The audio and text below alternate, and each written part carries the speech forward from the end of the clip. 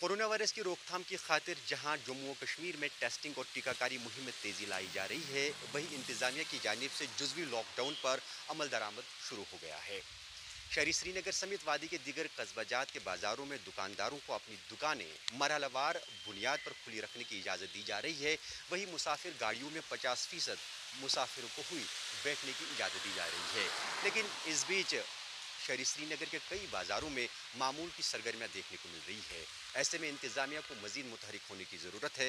वहीं corona virus की कहर सामानियों को देखकर आम लोगों को भी अपनी जिम्मेदारियों का एहसास और अदराक करना चाहिए। जम्मू और कश्मीर में कोरोना वायरस ने सख्त रुख इख्तियार किया है।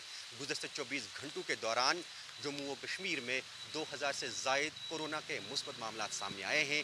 वहीं 13 अफराद की मौत भी वाक़ा हुई है। परवेज़ उद्दीन, ईटीवी भारत, श्रीनगर।